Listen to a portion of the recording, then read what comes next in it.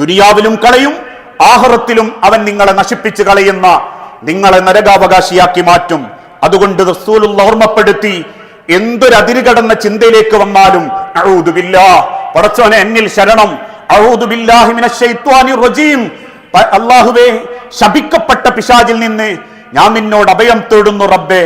ആ ചരിത്രത്തിന്റെ നിർവചനത്തിൽ രേഖപ്പെടുത്തി, ഒരു കുഞ്ഞ് ഭയപ്പെട്ടൊരു മൃഗത്തെ കണ്ട് തിരിച്ചോടി മാതാവിന്റെ 2 കാലിന്റെ ഇടയിൽ വന്ന് കാൽഭാഗം കെട്ടിപ്പിടിച്ച് അണച്ചുകൂട്ടി ആ മുഖം ഉമ്മയുടെ കാലിൽ മുഖം മറച്ചിരിക്കുന്ന ഒരു നിപ്പുണ്ടല്ലോ, ആ മനസ്സായിരിക്കണം അഊദു ബില്ലാഹി മിനശ് ശൈത്വാനിർ റജീം എന്ന് പറയുന്ന സമയത്ത് ഒരു പിശാചിൽ നിന്നും നമ്മളെ മനസ്സിൽ നമ്മൾ ഉണ്ടാക്കിയെടുക്കേണ്ട ഭയം അഥവാ ചിന്ത, ഒരിക്കലും ശൈത്താന്റെ വഴിയിലേക്ക് ഞാനില്ല എന്നൊരു ചിന്ത.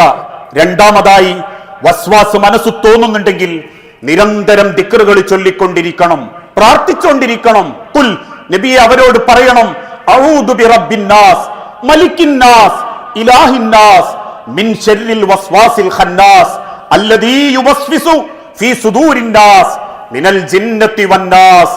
മനുഷ്യരിലും ജിന്നുകളിലും പെട്ട ശൈത്താന്റെ മക്കൾ മനസ്സിൽ കയറിക്കൂടി ഞങ്ങളെ പിഴവിലാക്കുന്നതിൽ നിന്ന് നീ ഞങ്ങളെ കാക്കണേ റബ്ബേ എന്ന്.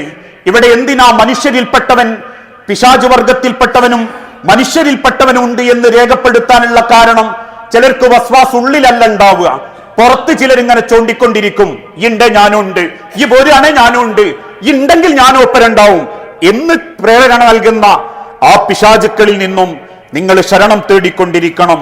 മൂന്നാമതായി, ഹൃദയത്തെ നല്ല ചിന്തകളിലൂടെ റബ്ബ് തന്ന നിഅമത്തുകൾ ഓർത്ത് ആ നിഅമത്തുകൾ ആലോചിച്ച് നല്ല ചിന്തകളിലൂടെ മനസ്സിനെ പാകപ്പെടുത്തണം. അവിടെയാ വിശുദ്ധ ഖുർആൻ ഓർമ്മപ്പെടുത്തിയത്, ലഇൻ ശകർതും ലഅസീദന്നകും, തീർച്ചയായും നിങ്ങൾ നന്ദി കാണിക്കുകയാണെങ്കിൽ നിങ്ങൾക്ക് ഞാനത് വർദ്ധിപ്പിച്ചു തരും. അല്ലെങ്കിൽ ജീവിതത്തിലേക്ക് ഈ ഒരു വാക്കിനെ തെറ്റിദ്ധരിച്ചവരുണ്ട് മുസ്ലിം സമൂഹത്തിൽ കൂടുതലും. ഒരു പ്രഭാഷകൻ പറഞ്ഞതിന്റെ പേരിൽ ലഇൻ ശകർതും ലഅസീദന്നകും എന്ന ആയത്ത് എഴുതി വെക്കേണ്ടത് നാട്ടുകാരെ കാണിക്കാനല്ല, പിൻഭാഗത്തല്ല, എനിക്കെന്റെ റബ്ബ് തന്ന നിഅമത്തിന്റെ മുൻപിൽ ഇതെന്റെ റബ്ബ് എനിക്ക് തന്നതാണ് എന്ന് എഴുതി വെക്കണം. എഴുതി വെക്കാൻ നിർബന്ധിതാവസ്ഥയിലുമല്ല, അങ്ങനെ എഴുതി വെക്കാൻ ഇസ്ലാം പ്രോത്സാഹിപ്പിച്ചിട്ടുമില്ല. പല്ലികൾക്ക് മുട്ടയിടാനും അതല്ലെങ്കിൽ ചലന്തികൾക്ക് മാറാല കെട്ടാനും മറ്റേതെങ്കിലും അനാദരവും അതവുമില്ലാത്ത നിലക്ക് നിങ്ങൾ ആ ആയത്തിനെ അള്ളാഹുവിന്റെ മുൻപിൽ ശൈത്താനുകൾക്ക് പരിഹസിക്കാൻ വിട്ടുകൊടുക്കരുത് എന്ന് പ്രത്യേകം രേഖപ്പെടുത്തിയതായിട്ട് കാണാം. അഥവാ ഒരു വാക്കിന്റെ പേരിൽ സർവ്വ കാറിന്റെ പിന്നിലും ബസിന്റെ പിന്നിലും ലൈൻ ശകർത്തും ലഅസീദന്നകും, കാക്കക്ക് കാഷ്ടിക്കാൻ, പൊടി പൊളരാൻ, അതല്ലെങ്കിൽ അതുമായിട്ട് സിനിമാ ഹാളിൽ പാർക്കിംഗ് കൊണ്ടുവച്ചിടാൻ, അതിനല്ല ഈ പറഞ്ഞ ഉദ്ദേശം. മറിച്ച് ഏത് നിഅമത്ത് കിട്ടുന്ന സമയത്തും നമ്മളെ മനസ്സിലങ്ങ് ആലോചിച്ചേക്കണം, ലഇൻ, തീർച്ചയായും പടച്ചോനെ എനിക്ക് നിന്നി തന്ന നിഅമത്ത് നീ വിചാരിച്ചാൽ എടുക്കാൻ പറ്റും, അതെനിക്ക് ദീർഘിപ്പിച്ചു തരാനും പറ്റും. ആ ഒരു മനസ്സുണ്ടാവണം എന്നേ ആ പറഞ്ഞതിന് അർത്ഥമുള്ളൂ. കാണുന്ന സർവ്വഭാഗത്തും നാട്ടുകാരെ കാണിക്കാൻ എഴുതി വെച്ച് ഇതെനിക്കിഞ്ച പടച്ചോൻ തന്നതാ എന്ന് ജനങ്ങളെ ബോധ്യപ്പെടുത്താനല്ല, അള്ളാഹുവിന്റെ മുൻപിൽ വിനീത വിധേയരായി പടച്ചോനോട് പറയണം, നിന്റെ നന്മയുള്ള ചിന്തകളെ കൊണ്ട് മനസ്സിനെ പാകപ്പെടുത്താൻ. ഇതൊക്കെ മനസ്സിലുണ്ടാകുമ്പോ ആ മനസ്സ് തീർച്ചയായും അള്ളാന്റെ ബർക്കത്ത് നിറയും, റഹ്മത്ത് നിറയും, അള്ളാഹുവിന്റെ കാവലുണ്ടാകും.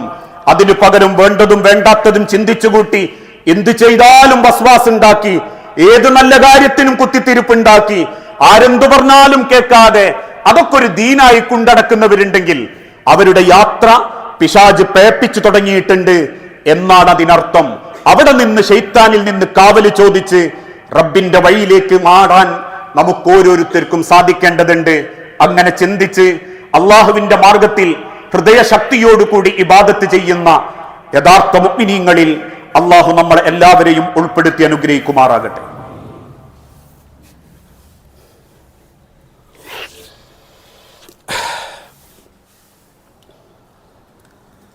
അൽഹംദുലില്ലാഹ് വസ്സലാത്തു വസ്സലാമു അലാ റസൂലിൽ അമീൻ വഅലാ ആലിഹി വഅസ്ഹാബിഹി അജ്മഈൻ അമ്മാ ബഅദ്. യാ അയ്യുഹന്നാസ് ഉസീകും സാനിയം ബിതഖ്വല്ലാഹ്. ജീവിതത്തിന്റെ ഒരു രംഗത്തും അള്ളാഹുവിനെ മറന്നുപോകരുത് എന്ന് എന്നോടെന്ന പോലെ നമ്മളിൽ ഓരോരുത്തരോടും വസീയത്ത് ചെയ്യുകയാണ്, ഉപദേശിക്കുകയാണ്. അമിതമായ ചിന്തകളിലൂടെ മനുഷ്യൻ കടന്നു പോകുമ്പോൾ ചില ആളുകളെയെങ്കിലും മാനസികമായി അത് തകർക്കുകയും അവനൊരു വലിയ മാനസിക രോഗിയായി മാറുകയും ചെയ്യുന്ന കാഴ്ച നമ്മൾ കാണാറുണ്ട്. അതുകൊണ്ടാണ് പ്രവാചകൻ സല്ലല്ലാഹു അലൈഹി വസല്ലമ സ്വഹാബത്തിനെ പഠിപ്പിച്ചതും നിങ്ങൾ ഒരിക്കലും കസറത്തു സുആൽ, അനാവശ്യമായ ചോദ്യങ്ങൾക്ക് പിന്നാലെ ചോദിച്ചു പോകരുത്.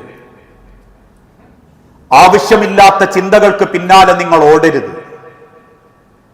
നിങ്ങളൊരു നല്ല മനുഷ്യനാവണം, നല്ലൊരു വിശ്വാസിയാവണം, ജീവിതം കൊണ്ട് മറ്റുള്ളവർക്കും സ്വന്തത്തിനും ഒരു വെളിച്ചമാകണം എന്ന് ചിന്തിക്കുന്ന വ്യക്തികൾക്ക് അള്ളാഹുവിന്റെ ദീന് ഏറെ മതിയാകുന്നതാണ്.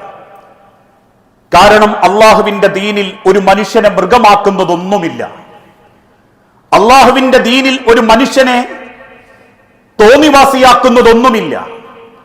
ചൂഷണം ചെയ്യപ്പെടുന്നതോ മറ്റൊരാളെ ചൂഷണം ചെയ്യേണ്ടതോ ജീവിതം വെറുതെ കുടിച്ചും രമിച്ചും ആസ്വദിച്ചും തീർക്കേണ്ടതോ ഇത് പരിചയപ്പെടുത്തലൊന്നും അള്ളാഹുവിന്റെ മതത്തിലില്ല.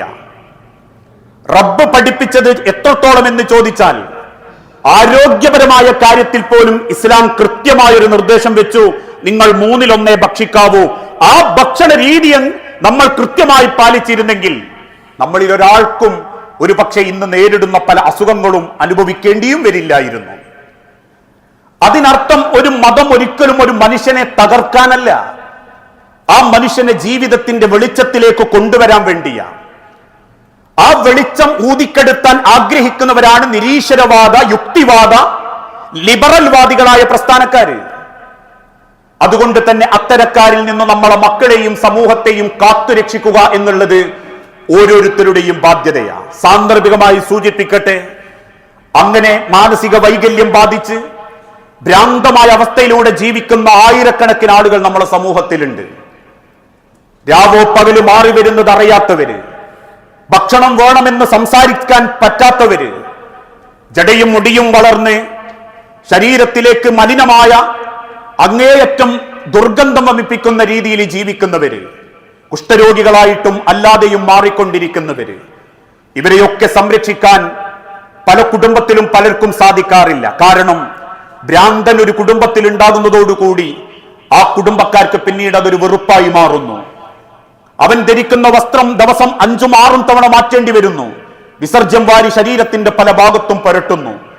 പിന്നീട് എളുപ്പം ആളുകൾ കണ്ടെത്തുന്നത് അത്തരക്കാരെ സഹായിക്കുന്ന സ്ഥാപനത്തിലേക്ക് എത്തിക്കുക എന്നുള്ളതാണ്. 100 കണക്കിന് ഇത്തരത്തിലുള്ള രോഗികളെ സഹായിക്കുന്ന ഒരു സ്ഥാപനം ഇന്ന് ഈ പള്ളിയിൽ ഒരു സഹായം ചോദിച്ചെത്തിയിട്ടുണ്ട്. 100 കണക്കിന് ബുദ്ധിമാന്ദ്യം സംഭവിച്ചവര്, ഓട്ടിസം ബാധിച്ചവര്, കുഷ്ഠരോഗികളായ ആളുകള്, നിരവധി പ്രയാസപ്പെടുന്ന വ്യക്തികള്, ശരീരത്തിലേക്കുള്ള വസ്ത്രം 5-6 തവണ മാറ്റേണ്ടി വരുമ്പോ ഇന്നവരാഗ്രഹിക്കുന്നത് ഒരു വാഷിംഗ് മെഷീൻ കൊണ്ട് അലക്കാൻ പറ്റാവുന്ന അത്ര സാധ്യമാകാത്തത് കൊണ്ട് വലിയൊരു ലൗണ്ടറിയിൽ മുഴുവൻ വസ്ത്രങ്ങൾ ഒരുമിച്ച് അലക്കാൻ പറ്റുന്ന ഒരു രീതിയിൽ ഒരു സംവിധാനം അവര് മുന്നിൽ ലക്ഷ്യം വെക്കുകയും അതിനൊരു സഹായം ചോദിച്ച് ഇവിടെ എത്തുകയും ചെയ്തിട്ടുണ്ട്. ഇൻഷാ അല്ലാഹ് സാധിക്കുന്ന ആളുകള് ഇത്തരത്തിലുള്ള കാര്യങ്ങളിൽ ഒന്ന് മുൻപോട്ട് വന്ന് സാധ്യമാകുന്ന സഹായം ചെയ്തു കൊടുക്കണം എന്നും ഓർമ്മപ്പെടുത്തുകയാണ്.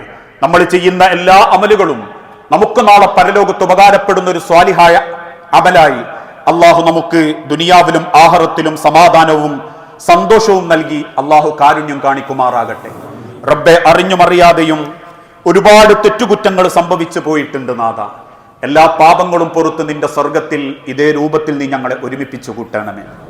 അള്ളാഹുവെ, മക്കളില്ലാതെ പരീക്ഷിക്കപ്പെടുന്ന ഒരുപാട് കുടുംബങ്ങളുണ്ട് റബ്ബെ.